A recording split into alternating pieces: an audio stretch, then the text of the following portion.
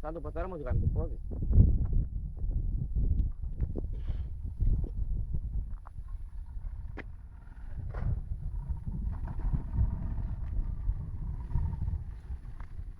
Όχι, σταμάτησε. Δεν θέλω να πάω.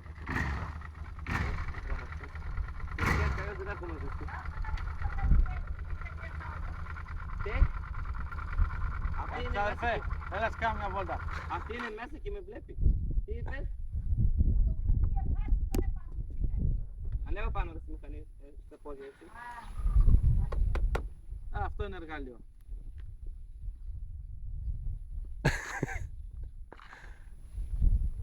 Ωραίο ξάδερφε.